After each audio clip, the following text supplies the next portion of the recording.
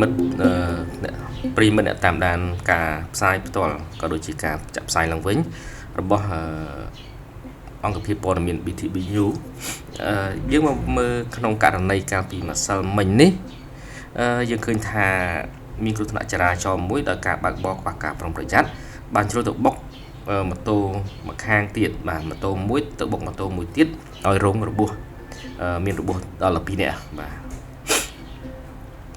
យើងឃើញថាយ៉ាងហោចណាស់មានមនុស្សប្រុសស្រី2នាក់បានរងរបួសធ្ងន់នៅក្នុងហេតុការណ៍គ្រោះថ្នាក់ចរាចរណ៍រវាងម៉ូតូនិងម៉ូតូនៅវេលាម៉ោង 15:00 នាទីបានថាម៉ោង 3 ល្ងាចនៅថ្ងៃទី 27 ខែធ្នូឆ្នាំ 2025 កាលពីម្សិលមិញនេះនៅតាមបណ្ដោយផ្លូវជាតិលេខ 5 ស្ថិតនៅភូមិអូខ្ជាយសង្កាត់ព្រៃព្រះស្ដេចក្រុងនៅខេត្តបាត់ដំបងគឺបានន័យថានៅជិតនឹងភូមិភាគ 5 យើងនេះបាទនៅកែងនឹងខួបផ្សារថ្មីផ្លូវបបែកមកចកាដូងនេះបាទ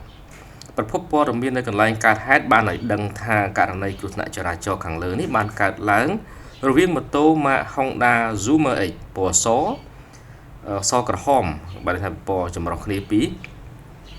មួយគ្រឿងពាក់ស្លាកលេខបាត់ដំបង 1Y5752 បើកបរដោយបុរសម្នាក់ហើយនិងអ្នករួមដំណើរដែលជាស្ត្រីម្នាក់ទិសដៅពីលិចទៅកើតហើយចំណែកម៉ូតូមួយគ្រឿងទៀតម៉ាក Honda Trim ពណ៌ខ្មៅពាក់ស្លាកលេខឧត្តរមានជ័យ 1A 748គុណបើកបរដោយបុរសវ័យចំណាស់ម្នាក់ទិសដៅស្របគ្នាបានរេចង្កូតជ្រុលទៅបុកពីក្រោយពេញទំហឹងបណ្ដាលឲ្យបុរសម្នាក់វ័យចំណាស់នោះអ្នករួមដំណើរដែលជាស្ត្រីខាងលើហ្នឹងរងរបួសធ្ងន់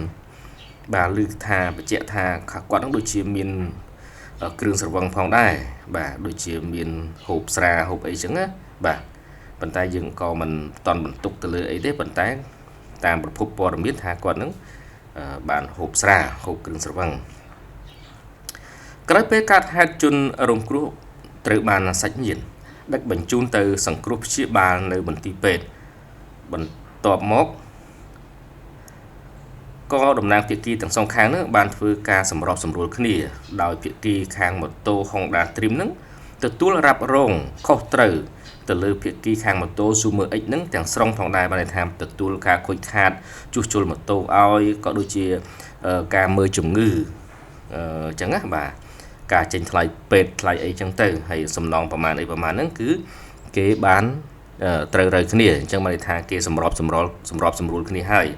ប៉ុន្តែយ៉ាងណាក៏ដោយក៏ត្រូវសម្របសម្រួលមុខសមត្ថកិច្ចដែរវាជៀសវាងថ្ងៃក្រោយថ្ងៃមុខហ្នឹងខាងនេះសម្របសម្រួលសងប៉ុណ្ណេះ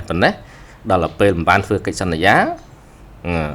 មានចំនួនថ្ងៃក្រោយអញ្ចឹងទៀតអញ្ចឹងដល់តែធ្វើអីនៅមុខសមត្ថកិច្ចឲ្យសមត្ថកិច្ចគាត់បានដឹងឮ